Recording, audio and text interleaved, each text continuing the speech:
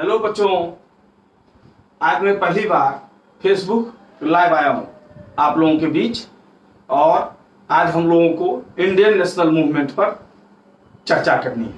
ठीक है बच्चों, तो आप जानते हैं कि कॉम्पिटिटिव एग्जामिनेशंस में, जनरल कॉम्पिटिशन्स में, एंट्रेंस एग्जामिनेशंस में, चाहे एसएससी हो या डीएसएसबी हो या आरआरबी हो या सिविल स्टेट सिविल सर्विसेज हो या यूपीएससी हो, सबका एक बहुत इंपॉर्टेंट टॉपिक है जनरल नॉलेज के भीतर इंडियन नेशनल मूवमेंट।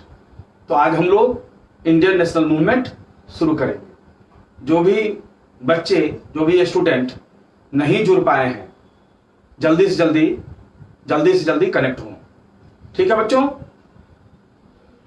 तो आज हम लोग क्या पढ़ेंगे? आज हम लोग पढ़ेंगे इंडियन नेशनल मूवमेंट, भारतीय राष्ट्रीय आंदोलन। और ये जो पढ़ेंगे हम लोग, ये बाइलिंगुअल होगा, मतलब हिंदी और इंग्लिश दोनों का प्रयास किया जाएगा कि दोनों के बच्चे को समझने में कोई दिक्कत ना हो। ठीक है बच्चों, मैं उम्मीद करता हूं कि आप लोग अब कंफर्टेबल हो गए होंगे, जुड़ गए होंगे। अगर नहीं जुड़े हैं तो जल्दी से जल्दी जुड़िए। ठीक है बच्चों, क्योंकि मैं जल्द ही शुरू करने वाला हूं इंडियन नेशनल मूवमेंट, भारतीय राष्ट्रीय आंदोलन, जो कि हर कॉम्पिटिटिव एग्जामिनेशंस का सबसे इंपॉर्टेंट पार्ट होता है। ठीक है बच्चों, और बेसिकली हम लोग का फोकस जो है ऑर्गेनाइज्ड मूवमेंट पर रहेगा। ऑर्गेनाइज्ड मूवमेंट मतलब जब से इंडियन नेशनल कांग्रेस की स्थापना हुई, तब से हमारा ऑर्गेनाइज्ड मूवमेंट चला। ठीक है, वहीं से हम लोग शुरू करें। ठीक है बच्चों, तो हम लोग शुरू करते हैं। ओके, तो इंडियन नेशनल मूवमेंट जो है हमारा भारतीय राष्ट्रीय आंदोलन, इंडियन नेशनल मूवमेंट मतलब भारतीय राष्ट्रीय आंदोलन। ठीक है बच्चों, कब से कब तक? 1885 से लेकर 1947 तक। ठीक है बच्चों, ये 3 स्टेजेस में हुआ। ठीक है, 3 चरण में, 3 स्टेजेस में ये मूवमेंट चला है। कौन कौन स्टेज है? 1885 से 1905 ये अपना पहला स्टेज है, पहला चरण। ठीक है बच्चों, 1885 से 1905 ये पहला चरण है। ठीक है बच्चों, दूसरा चरण अपना है 1905 से 1919, ये अपना दूसरा चरण है, सेकेंड स्टेज, दूसरा चरण। और तीसरा चरण अपना है 1919 से 1947, ये अपना तीसरा चरण है, तीसरा चरण। ठीक है बच्चों, इन्हीं 3 चरणों में भारतीय राष्ट्रीय आंदोलन हुआ। इंडियन नेशनल मूवमेंट इन्हीं 3 स्टेजेस में हुआ। ठीक है बच्चों, ऑर्गेनाइज्ड नेशनल मूवमेंट। तो सबसे पहले थोड़ा सा बेसिक्स जान लें हम लोग। सबसे पहले बेसिक जान लें, फिर स्टेजेस में भी आएंगे। तो कांग्रेस का एस्टैब्लिशमेंट, भारतीय राष्ट्रीय कांग्रेस की स्थापना, एस्टैब्लिशमेंट कब हुआ? तो इंडियन नेशनल कांग्रेस का, इंडियन नेशनल कांग्रेस मतलब भारतीय राष्ट्रीय कांग्रेस एस्टैब्लिश कब हुआ? इसका एस्टैब्लिशमेंट हुआ 1885। कब यह स्थापित हुआ? 1885। ठीक है बच्चों, कौन सा स्थान था जहां स्थापित हुआ? बॉम्बे। बॉम्बे में कौन सा प्लेस था? तो बॉम्बे में गोकुलदास तेजपाल संस्कृत विश्वविद्यालय। ठीक है बच्चों, तो बॉम्बे में इसका स्थापना हुई। ठीक है, कौन थे फाउंडर, संस्थापक इसके कौन थे? ये एओ ह्यूम थे, एओ ह्यूम। मतलब एलान ऑक्टियल ह्यूम, ये कौन थे? ये फॉर्मर ब्रिटिश सिविल सर्वेंट थे, पूर्व ब्रिटिश सिविल सेवा अधिकारी। एलान ऑक्टियल ह्यूम, एओ ह्यूम, ये संस्थापक थे, ठीक है, पूर्व ब्रिटिश सिविल सेवा अधिकारी थे। क्लियर है बच्चों? इसलिए बाद के नेताओं ने आरोप भी लगाया कि अंग्रेजों के द्वारा स्थापित है, लेकिन जो भी हमारे नेता थे इसमें सब राष्ट्रभक्त थे और उन्होंने राष्ट्र के लिए बहुत अच्छा काम किया, जैसा आगे आगे की घटनाएं से हमें पता चलता है। ठीक है बच्चों? तो शुरू के जो हर साल भारतीय राष्ट्रीय कांग्रेस का एक एनुअल सेशन होता था, मतलब वार्षिक अधिवेशन होता था। तो शुरू वाले 4 जो वार्षिक अधिवेशन थे, जो एनुअल सेशंस थे, इसी से हमें पता चलता है कि कांग्रेस ने शुरू से ही, इंडियन नेशनल कांग्रेस ने, भारतीय राष्ट्रीय कांग्रेस ने शुरू से ही सभी तबकों को लेने का, अपने साथ जोड़ने का प्रयास किया, सबको साथ लेने का एक सिस्टम डेवलप किया इंडियन नेशनल कांग्रेस ने। और इसी का परिणाम हुआ कि हमें आजादी मिल पाई, क्योंकि जब तक सभी समुदाय साथ नहीं होते तो अंग्रेजों को भगाना इस देश से मुश्किल था। ये हर स्टेज के हमारे लीडर्स जो थे, कमोबेश इस चीज पर सबने ध्यान दिया, सबको साथ ले जाने वाली बात जो थी वो सभी स्टेज के लीडर्स ने इस चीज पर विशेष ध्यान दिया। ठीक है बच्चों?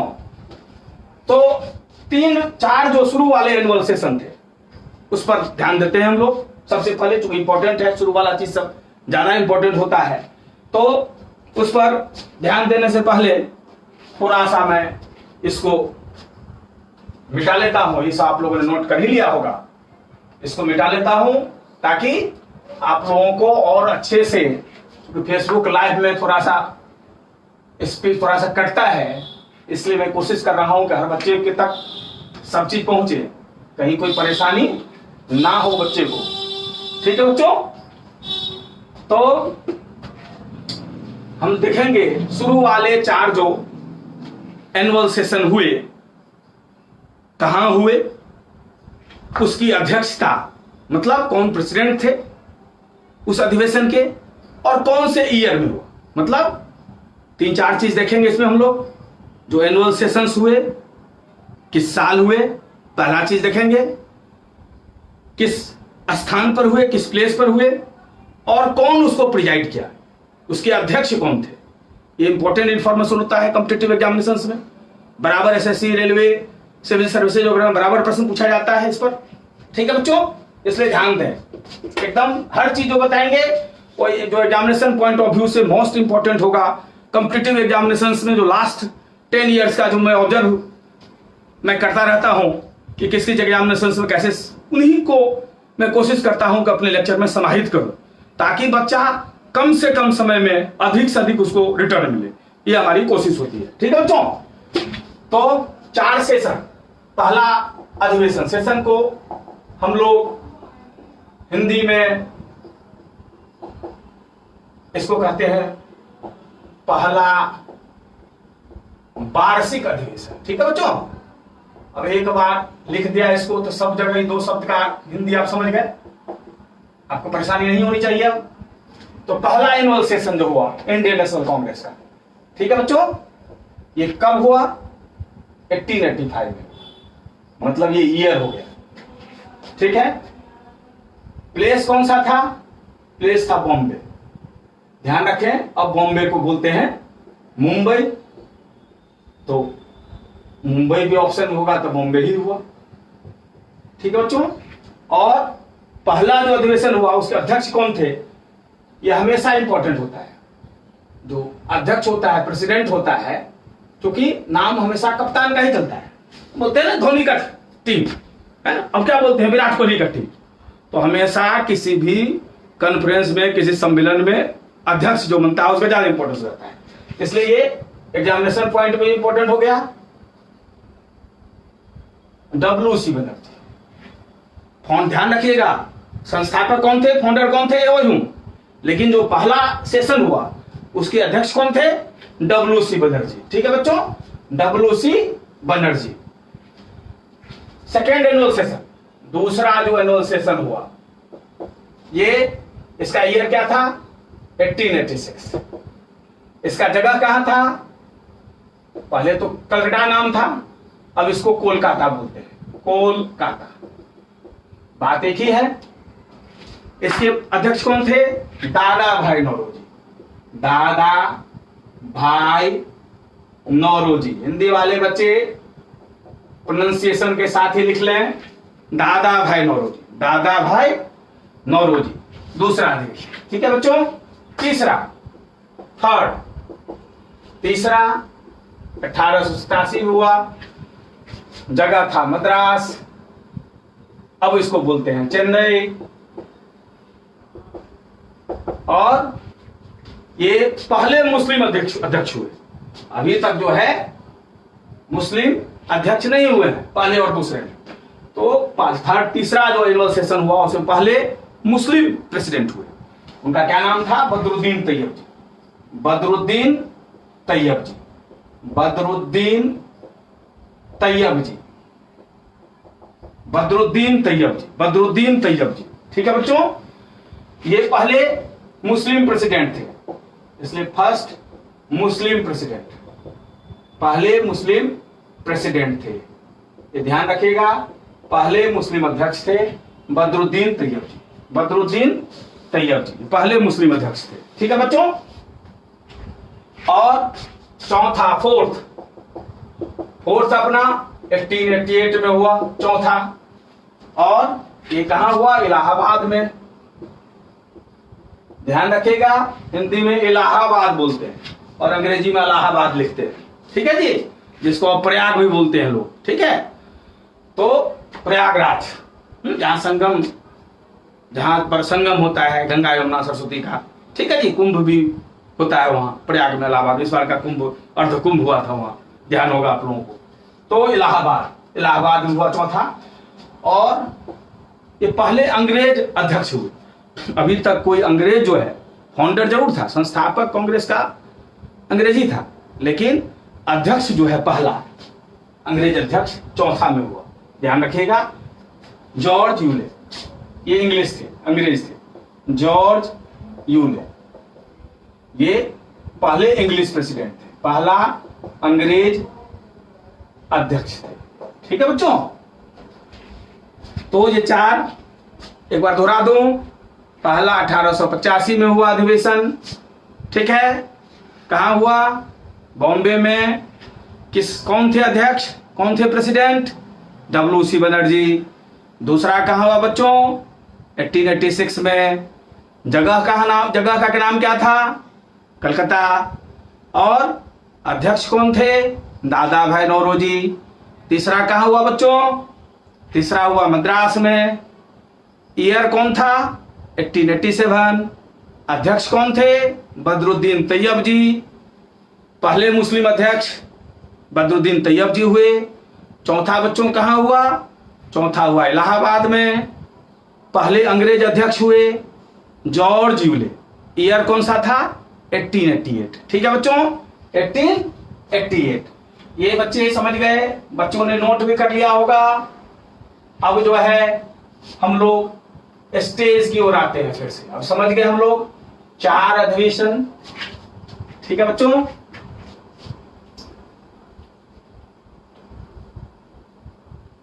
अब देखिए, हम जानते हैं कि जो पहला पीरियड था, फर्स्ट स्टेज जो हुआ, पहला स्टेज जो हुआ, ठीक है बच्चों, पहला फर्स्ट स्टेज जो हुआ, पहला चरण, ठीक है, 1885 से 1905 में हुआ। 1885 से 1905 में। इसको कौन चरण बोलते हैं? इसको बोलते हैं मॉडरेट पीरियड। क्या बोलते हैं बच्चे? मॉडरेट पीरियड, मतलब नरम दल का काल। नरम दल का काल। ऐसा है कि चूंकि कांग्रेस नई संस्था थी, और नई संस्था थी, अगर शुरू से ही कांग्रेस उग्र मांग करने लगती, ठीक है, एग्रेसिव डिमांड्स कांग्रेस का अगर शुरू से ही होता, तो स्टार्टिंग में ही अंग्रेज जो है उसको दबा देते हैं। ठीक है जी। तो शुरू में हमारे नेता जो थे, नरम दल वाले लीडर्स, जो मॉडरेट लीडर्स थे, इस बात का उन्होंने ध्यान रखा कि अंग्रेज नाराज न हो, क्योंकि अभी ऑर्गेनाइजेशन को जमाना था, ऑर्गेनाइजेशन को मजबूत करना था, उसका दायरा बढ़ाना था। जब सशक्त हो जाएं तो फिर उग्र मांग, एग्रेसिव डिमांड्स मांगे जा सकते थे। लेकिन शुरुआत में कोशिश किया गया कि अंग्रेजों को कोई चीज ऐसा डिमांड न कर दे कि अंग्रेज नाराज हो जाए। इसलिए इनके डिमांड्स जो थे एकदम सिंपल होते थे। जैसे बुनियादी शिक्षा की व्यवस्था करना है, जैसे सैनिटेशन वगैरह की फैसिलिटी प्रोवाइड करना, नॉर्मल चीजें हैं। कभी कभी भारतीयों के लिए नौकरी का अधिक बंदोबस्त करना, नौकरियों का अधिक भारतीयकरण करना, इंडियनाइजेशन ऑफ सर्विसेज। ऐसे डिमांड्स जो बेसिक डिमांड्स किए जाते थे, कोई भी ऐसा डिमांड नहीं किया जाता था कि, और बिल्कुल एक अंदाज जो होता था प्रार्थना वाला होता था, पेटिशन वाला, प्रेयर वाला, प्रार्थना वाला, पेटिशन वाला। जो बाद वाले जो हमारे नेता सब आए, उन लोगों ने कहा कि ये नरम दल वाले नेता जो थे वो भीख मांगते थे, है ना, इनके पॉलिसी। लेकिन देखो, हर परिस्थिति में हर समय की जरूरत दूसरी होती है। बाद वाले के समय में कांग्रेस ज्यादा मजबूत हो गया था, लेकिन इस समय कांग्रेस उतना सशक्त नहीं था। जैसे जैसे समय बीतता गया, कांग्रेस मजबूत संस्था होती गई, डिफरेंट वर्ग जुटते गए, तो उनकी मांगे और उग्र होती चली गई। ठीक है, हर समय का, हर नेता का, हर पीरियड का अपना इंपॉर्टेंस होता है। तो नरम दल वाले नेता भी समय के अनुसार जो है इन लोगों का भी बहुत बड़ा काम किया। वैसे इसमें इसकी पहुंच, नरम दल के काल में पहुंच इनकी कहां तक हो पाई? इनकी पहुंच सिर्फ और सिर्फ urban class, urban upper class, मतलब इनकी पहुंच शहरी उच्च वर्ग तक ही नॉर्मली होता है इस पीरियड में। और साल में एक बार बैठक होता था, सारे नेता सब अपने नौकर चाकर के साथ जुटते थे, भाषण उसन दिया, रानी की प्रशंसा में बोले और फिर छिटक गए। तो मीन्स उस समय में चूंकि ऑर्गेनाइजेशन को मजबूत करना था, उस समय डिमांड्स सॉफ्ट ही होते थे।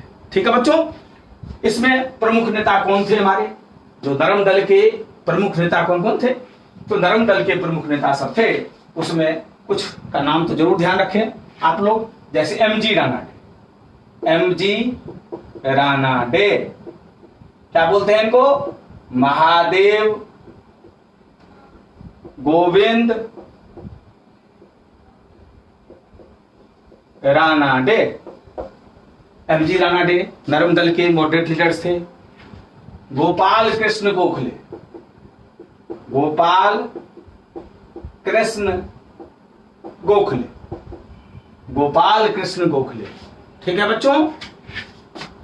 दादा भाई नौरोजी, दादा भाई नौरोजी। सुरेंद्र नाथ बनर्जी, सुरेंद्र नाथ बनर्जी। ठीक है बच्चों। और कुछ प्रमुख नेता, डब्ल्यू.सी. बनर्जी, इधर लिखते हैं डब्ल्यू.सी. बनर्जी। ठीक है बच्चों, दिख रहा है सर? डब्ल्यू.सी. बनर्जी। ठीक है जी।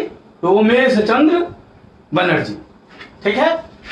बदरुद्दीन तैयब जी, बदरुद्दीन तैयब जी।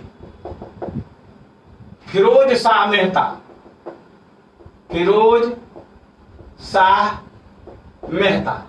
ये सब कुछ नरम दल के प्रमुख नेता थे। ठीक है बच्चों, ये सब 6-7 का नाम लिख दिया हमने। ये सब कुछ नरम दल के प्रमुख नेता थे। एक बार दोहरा दूं नाम, एमजी रानाडे, गोपाल कृष्ण गोखले, दादा भाई नौरोजी, सुरेंद्र नाथ बनर्जी, डब्ल्यू.सी. बनर्जी, बदरुद्दीन तैयब जी और फिरोज शाह मेहता। ये सब प्रमुख नरम दल के नेता थे। ठीक है बच्चों। तो नरम दल में सॉफ्ट डिमांड, नरम दल में सॉफ्ट डिमांड्स होता था। ठीक है। अब हम आएंगे गरम दल पर। ठीक है बच्चों, अब आ जाइए आप लोग अगले स्टेज में। पहले स्टेज में क्या हुआ, जो हमारा आंदोलन था, पहले स्टेज में जो हमारा आंदोलन था वो सिर्फ शहरों तक सीमित था, उसमें भी सिर्फ अपर क्लास तक था आंदोलन हमारा, ठीक है जी, सिर्फ अपर क्लास तक, शहरी उच्च वर्ग तक ही हमारा आंदोलन था। लेकिन धीरे धीरे क्या हुआ, हमारा आंदोलन जो है स्प्रेड होने लगा। तो अगले पीरियड में, अगला पीरियड क्या था हमारा 1905 से 1919, ठीक है बच्चों।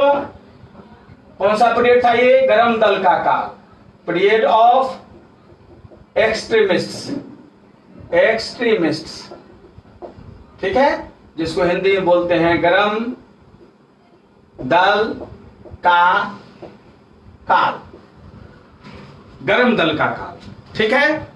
इसमें आंदोलन की पहुंच थोड़ी सी बढ़ गई, तो इसमें मिडिल क्लास सम्मिलित हो गया, अभी तक अपर क्लास था, अब इसमें मध्यम वर्ग भी हो गया। मध्यम वर्ग सबसे अधिक डेवलप होता है, क्योंकि जितने पढ़े लिखे हुए लोग होते हैं वो नॉर्मली मिडिल क्लास में होते हैं। पढ़े लिखे लोग जो है आज भी जो मिडिल क्लास कौन है, डॉक्टर्स है, इंजीनियर्स है, चार्टर्ड अकाउंटेंट्स है, ठीक है बच्चों। तो जो पढ़े लिखे हैं, मैनेजर्स हैं, एमबीए हैं, एमसीए हैं, ये सब मिडिल क्लास बनाता है। मिडिल क्लास का फॉर्मेशन जो है हर युग में डेवलपिंग वर्क करता है। तो इस पीरियड में सबसे बड़ा क्या हुआ अंतर, कि जहां नरम दल के काल में पीरियड ऑफ मॉडरेट्स में आंदोलन सिर्फ अपर क्लास तक सीमित था, इसमें आंदोलन हमारा बढ़ गया, और इसमें हमारे मिडिल क्लास भी आ गए। तो अर्बन क्लास, अपर क्लास तो पहले से था, अब जो है मिडिल क्लास भी जुड़ने लगा आंदोलन में। मध्यम वर्ग के साथ अब उच्च वर्ग भी, मध्यम वर्ग के साथ जो है अब उच्च वर्ग भी जुड़ने लगा अपना, ठीक है बच्चों। मिडिल क्लास के साथ अपर क्लास भी जुड़ गया इस आंदोलन का। इसमें हमारे प्रमुख नेता सब कौन थे, ठीक है, याद रखने के लिए लाल बाल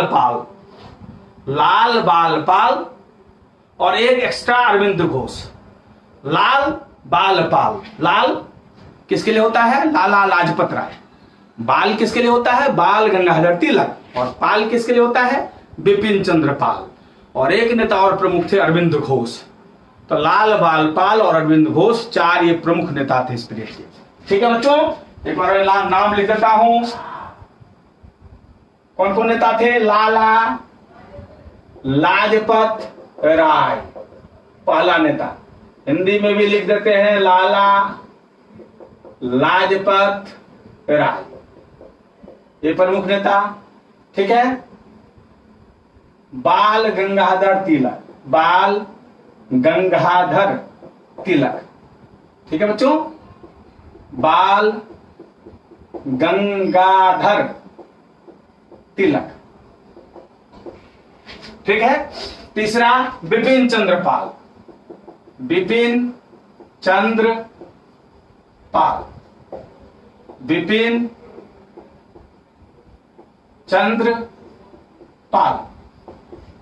ठीक है बच्चों।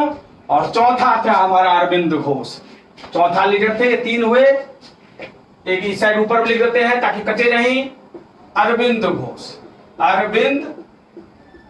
घोष, ठीक है बच्चों। ये चार प्रमुख नेता थे इस पीरियड।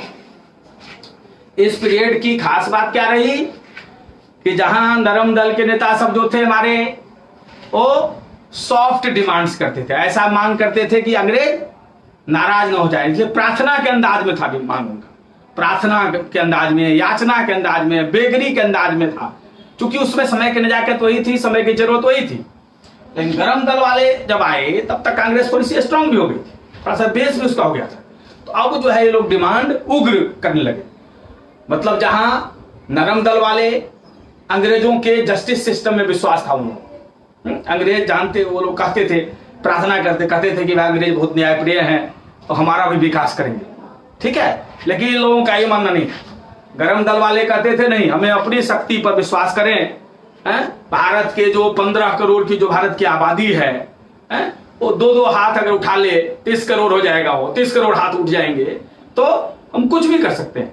मतलब उन लोगों को, गरम दल के वाले नेताओं को अपने शक्ति पर ज्यादा विश्वास था, अपने शक्ति, अंग्रेजों पर उन लोगों को विश्वास नहीं था, इसलिए इनकी मांग जो है उग्र होने लगे, एग्रेसिव डिमांड करते थे, ठीक है जी, और एकदम आक्रामक अंदाज में इनका मांग होता था, है ना। इस ढंग की स्थिति होगी, पर चूंकि परिवर्तन हुआ, मिडिल क्लास भी जुड़ा, थोड़ा ताकतवर संस्था भी हुई, ठीक है बच्चों। तो 1905 से 1919 तक ये चला, ठीक है। अब इसको देख लें। अब देखिए, इसमें कुछ महत्वपूर्ण घटनाएं हैं, उस पर हम लोग पहले फोकस कर लें, इसके बाद फिर और कुछ इन नेताओं के बारे में हम लोग समझ लें, ठीक है।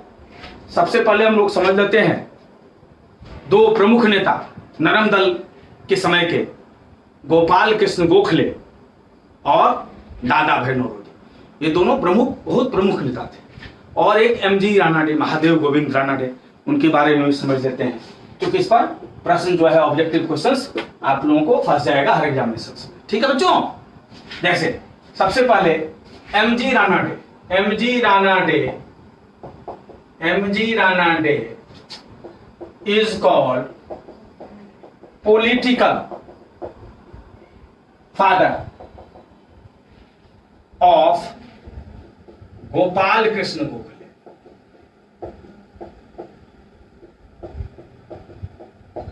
मतलब क्या हुआ बच्चे अर्थ, कि महात्मा की एमजी रानाडे जो थे, उन्हें राजनीतिक गुरु कहा जाता है। किसका? गोपाल कृष्ण गोखले के राजनीतिक गुरु कौन कहे जाते हैं? महादेव गोविंद रानाडे, मतलब एमजी रानाडे, ठीक है, इसलिए इंपॉर्टेंट हो जाता है। जबकि गोपाल कृष्ण गोखले को महात्मा गांधी का राजनीतिक गुरु कहते हैं। महात्मा गांधी के राजनीतिक गुरु कौन कहे जाते हैं? गोपाल कृष्ण गोखले, क्योंकि महात्मा गांधी के साथ नाम जुड़ गया, इसलिए बहुत इंपॉर्टेंट हो गया, ठीक है। तो ये भी ध्यान रखिए कि गोपाल कृष्ण गोखले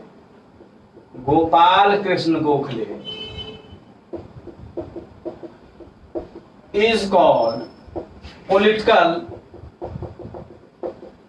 father of महात्मा गांधी, ठीक है बच्चों। मतलब गोपाल कृष्ण गोखले जो थे, महात्मा गांधी के राजनीतिक गुरु थे, ठीक है बच्चों। गोपाल कृष्ण गोखले ने बनाया था एक संस्था की स्थापना किया था, ही एस्टैब्लिश्ड, गोपाल कृष्ण गोखले ने एक संस्था स्थापित की थी, उसका नाम था सर्वेंट्स ऑफ इंडिया सोसाइटी, 1905 में, ठीक है बच्चों। इन्होंने एक संस्था बनाई थी 1905 में, सर्वेंट्स ऑफ इंडिया सोसाइटी, ध्यान रखिएगा, सर्वेंट्स ऑफ इंडिया सोसाइटी, ठीक है बच्चों। अब दादा भाई नौरोजी पर थोड़ा बहुत जान लेते हैं हम लोग, दादा भाई नौरोजी पर थोड़ा बहुत जान लेते हैं, ठीक है बच्चों। अब जानते हैं दादा भाई नौरोजी जो थे, पहले इंडियन थे जो ब्रिटिश हाउस ऑफ कॉमन्स के सदस्य बने। अब देखिए, जिस तरह अपने यहाँ लोकसभा है, उसी तरह इंग्लैंड में हाउस ऑफ कॉमन्स है। जिस तरह अपने यहाँ राज्यसभा है, वहां पर हाउस ऑफ लॉर्ड्स है। इंग्लैंड में जिस तरह अपने यहाँ राज्यसभा है, इंग्लैंड में हाउस ऑफ लॉर्ड्स होता है। जिस तरह अपने यहाँ लोकसभा है, इंग्लैंड में हाउस ऑफ कॉमन्स होता है, ठीक है। अब अपने यहाँ लोकसभा में डायरेक्ट जनता चुनती है, कोई विदेशी आज भी जीत जाए चुनाव, बड़ा मुश्किल नहीं। तो उस जमाने में इंग्लैंड में एक भारतीय का हाउस ऑफ कॉमन्स में, जो जैसे अपने यहाँ का लोकसभा है, उसी वहां का हाउस ऑफ कॉमन्स में जीत लेना बहुत बड़ी बात थी, ठीक है जी। एक बहुत बड़ा अचीवमेंट है इनका, है ना। पहले भारतीय जो ब्रिटिश हाउस ऑफ कॉमन्स के सदस्य बने, वो कौन थे? दादा भाई नौरोजी। इसलिए दादा भाई नौरोजी को grand old man of India बोलते हैं, grand old man of India, ठीक है जी, grand old man of India बोलते हैं, ठीक है। दादा भाई नौरोजी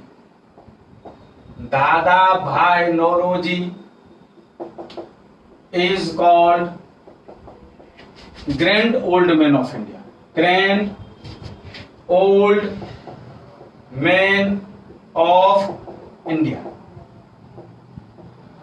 दादा भाई नौरोजी को grand old man of India कहते हैं, ठीक है जी, वो पहले भारतीय थे। He was the first Indian, he was the first Indian to become member of British House of Commons। ठीक है बच्चों, ये डबल एम है।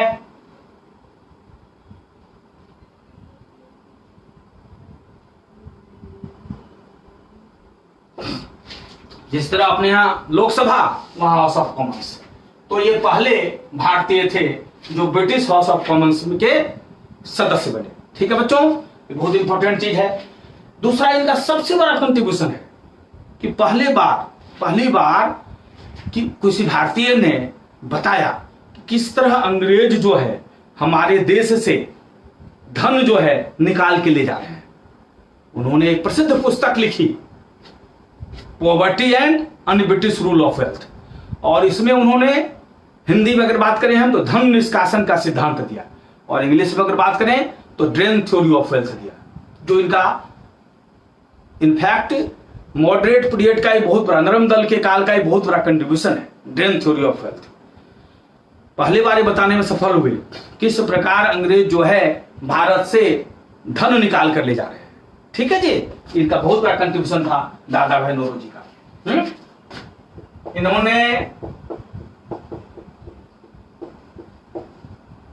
प्रतिपादित किया, प्रोपोनेड मतलब दिया है, इन्होंने प्रोपोनेड ड्रेन थ्योरी ऑफ वेल्थ। बहुत इंपॉर्टेंट है ये, ध्यान रखिएगा। Drain theory of wealth, drain theory of wealth, drain theory of wealth. ठीक है बच्चों, he propounded drain theory of wealth in his book Poverty and Un-British Rule of India। ठीक है बच्चों, he propounded drain theory of wealth in his book Poverty and Un-British Rule of India।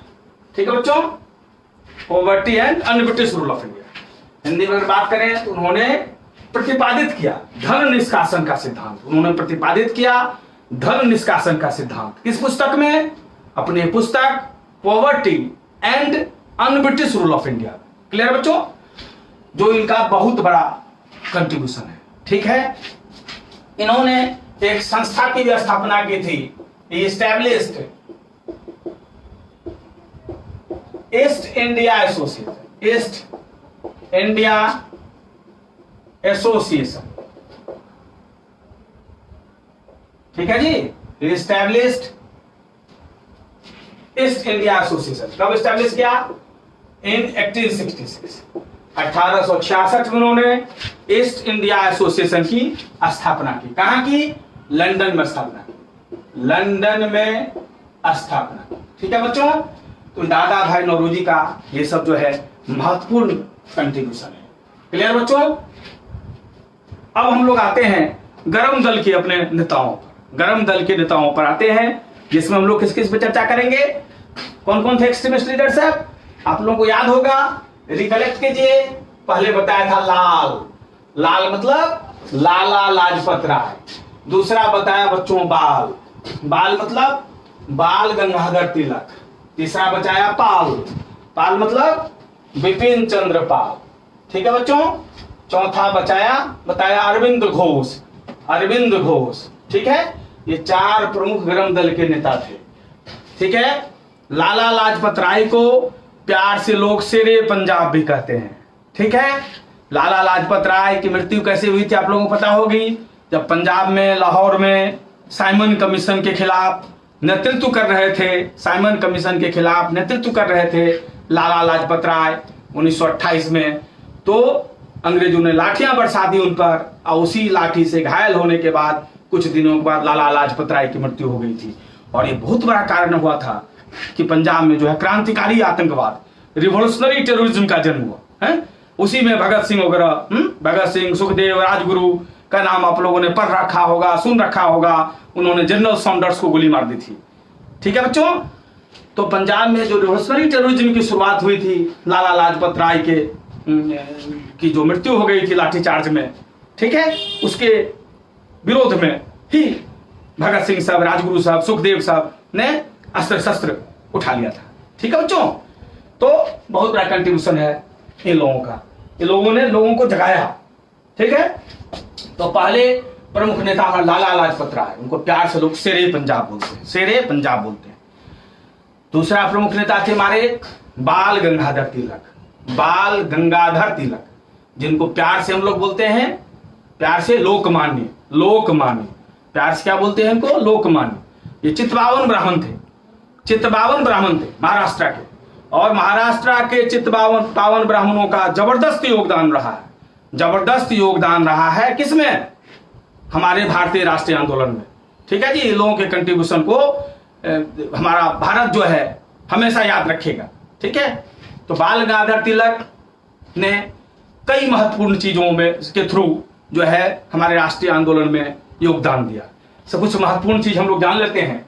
1893 में, 1893 में इन्होंने महाराष्ट्र में, बंबई में खास करके और महाराष्ट्र में इन्होंने शुरू किया था गणपति फेस्टिवल, गणपति फेस्टिवल। आज जो इतना धूमधाम से देखते होंगे पूरा महाराष्ट्र, बंबई में जो गणेश भगवान की जो पूजा होती है, शुरुआत जो है इसने किया, शुरुआत जो है मुख्य रूप से मांस की स्थिति में इन्होंने ही किया था। किसने, बाल गंगाधर तिलक के बारे में। हम लोग किसके बारे में पढ़ रहे हैं, बाल गंगाधर तिलक, जिनको प्यार से लोग लोकमान्य कहते हैं। चित्पावन ब्राह्मण थे महाराष्ट्र के। 1893 में गणपत फेस्टिवल की शुरुआत कराया, कहां कराया, महाराष्ट्र में, महाराष्ट्र में। ठीक है बच्चों, 1895 में, 1895 में उन्होंने शिवाजी फेस्टिवल,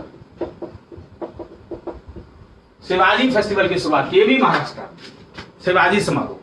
ठीक है, अब बहुत से लोग आरोप लगाते हैं, बहुत से इतिहासकार, कि लोग इन्होंने जो है कम्युनल टच दिया नेशनल मूवमेंट को। नहीं, दूर दूर तक इनका उद्देश्य सांप्रदायिकता को बढ़ावा नहीं देना था, बल्कि निश्चित रूप से इन्होंने धर्म का इस्तेमाल किया लोगों को राष्ट्रीय प्रश्नों पर जोड़ने के लिए, नेशनल मूवमेंट में पार्टिसिपेट करने के लिए इन्होंने रिलीजन का सहारा जरूर लिया, लेकिन दूर दूर तक इनका उद्देश्य कहीं भी सांप्रदायिकता नहीं था। That must be crystal clear. ठीक है बच्चों, इन्होंने मराठी भाषा में, इन्होंने मराठी भाषा में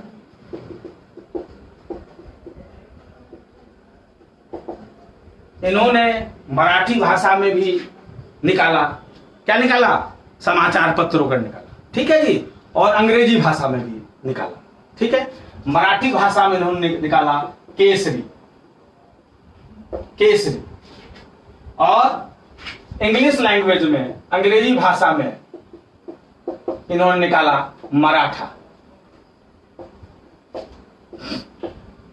ये सब न्यूज पेपर है, क्या बच्चों, ये सब न्यूज पेपर है, न्यूज पेपर। ठीक है जी, मराठी भाषा में केसरी और अंग्रेजी भाषा में मराठा नामक समाचार पत्र निकाला।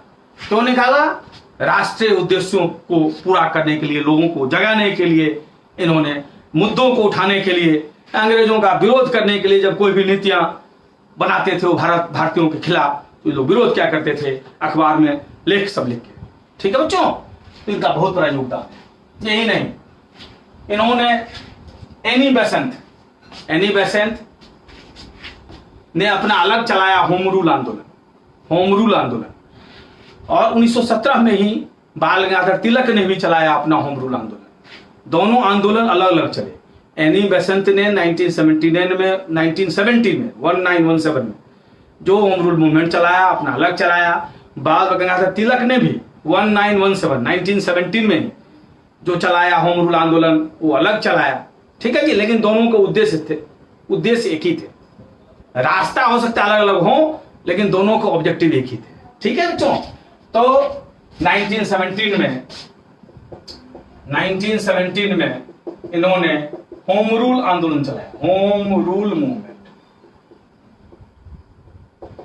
ठीक है, इनके साथ एनी बेसेंट भी थी, एनी बेसेंट अपना अलग चलाई और इन्होंने अलग चलाया, लेकिन दोनों का ऑब्जेक्टिव एक ही था। रास्ता हो सकता है अलग अलग हो, दोनों का रास्ता एक ही था। 1917 में होम रूल आंदोलन, और होम रूल आंदोलन चलाया गया आयरलैंड में। आयरलैंड में अंग्रेजों के खिलाफ आंदोलन चल रहा था, वो होम रूल आंदोलन उसी के तर्ज पर, जैसा आयरलैंड में अंग्रेजों के खिलाफ आंदोलन चल रहा था, वैसा ही भारत में भारतीय राष्ट्रीय कांग्रेस ने इनके नेतृत्व में, बाल गंगाधर तिलक के नेतृत्व में और एनी बेसेंट के नेतृत्व में अलग अलग चलाया था। ठीक है जी, उसी तर्ज पर जैसे आयरलैंड में अंग्रेजों के खिलाफ आंदोलन चल रहा था, तो होम रूल आंदोलन चला। ठीक है बच्चों, इसके बाद ये आप जान लें कि बाल गंगाधर तिलक पहले बड़े नेताओं में ऐसे हैं जिनको 6 साल की कठोर सजा दी गई। बड़े स्तर के नेताओं में, भारतीय राष्ट्रीय कांग्रेस के बड़े स्तर के नेताओं में बाल गंगाधर तिलक पहले शख्सियत थे जिनको 6 वर्ष की कठोर सश्रम कारावास, ठीक है जी, दिया गया। और उसमें उनको रखा गया था म्यांमार में मांडले जेल है, म्यांमार का नाम आज बर्मा है, तो बर्मा में मांडले जेल में इनको रखा गया था 6 साल। क्यों इसको सजा दी गई थी? तो इन्होंने, इन पर आरोप था राजद्रोह, अंग्रेजों के खिलाफ राजद्रोह का आरोप। क्या था?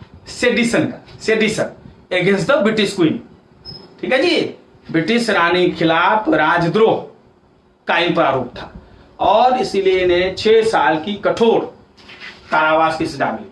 1908 से 1914 तक, 1908 से 1914 तक, 1908 से 1914 तक 6 साल। ठीक है बच्चों, इन्हें कठोर कारावास की सजा मिली, और इनको कहां रखा गया? मांडले जेल। मांडले जेल ये कहां है बच्चों? ये म्यांमार में है। और यही जेल में रहते हुए उन्होंने किताब लिखा था, इन्होंने जेल में रहते हुए ही एक किताब लिखा था, गीता रहस्य। बाल गंगाधर तिलक ने जेल में रहते हुए ही एक किताब लिखा था, गीता रहस्य। गीता रहस्य, ठीक है बच्चों, गीता रहस्य। क्लियर है? और 6 साल कठोर कारावास।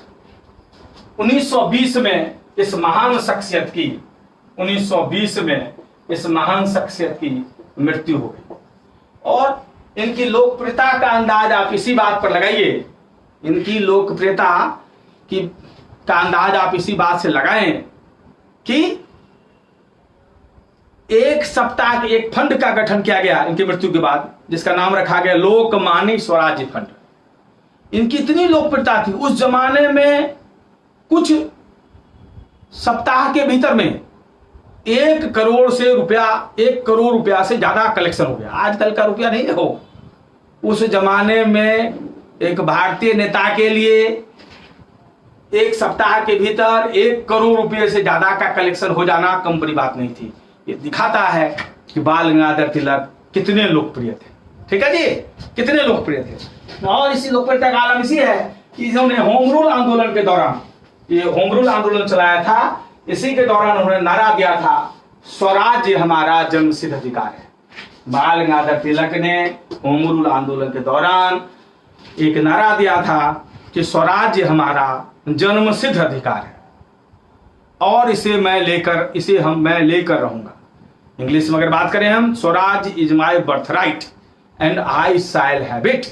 स्वराज हमारा बर्थ राइट है और इसे मैं लेकर रहूंगा। बाल गंगाधर तिलक का यह नारा था, और यही सब चीज जो है इन नेताओं की जो बातें थी लोगों को जगाया। ठीक है जी, और हमारा राष्ट्रीय आंदोलन जो है धीरे धीरे अगले धरातल पर चला गया। ठीक है जी, इसमें लाल बाल पाल अरविंद घोष का बहुत बड़ा योगदान है। अब पाल मतलब बिपिन चंद्र पाल। बिपिन चंद्र पाल को हम लोग शेरे बंगाल कहते हैं। बिपिन चंद्र पाल को क्या कहते हैं? शेरे बंगाल, उनका भी बहुत बड़ा योगदान था। और अंतिम में मैं आज 5 मिनट और मैं हूँ लाइव, इसके बाद जो है अगले क्लास में लाइव होंगे। अरविंद घोष, अरविंद घोष चौथे नेता, ये कौन थे? ये भी बहुत महत्वपूर्ण नेता थे। इन्हें पौंडीचेरी का संत कहा जाता है। क्या कहा जाता है? पौंडीचेरी का संत। इनका एक किताब है, बहुत इंपॉर्टेंट किताब है। ये किताब का क्या नाम है? Life divine, life divine, Aurobindo Ghosh ने लिखा था। बहुत फेमस किताब है, ध्यान रखिएगा, don't get confuse with divine comedy. Divine comedy किताब जो है वो दंते की लिखी हुई है, दूसरी किताब है। डिवाइन कॉमेडी लिखा है दंते ने, वो दूसरी किताब है। जो अरविंद घोष ने लिखा उस किताब का क्या नाम है? Life divine. ठीक है जी, उन्हें पौंडीचेरी का संत कहा जाता है। और इससे आगे अगले क्लास में मैं फिर लाइव करूंगा और अनाउंस करूंगा, तो फिर आप लोगों के साथ जुड़ने का मौका होगा। सत श्री अकाल, सत श्री अकाल।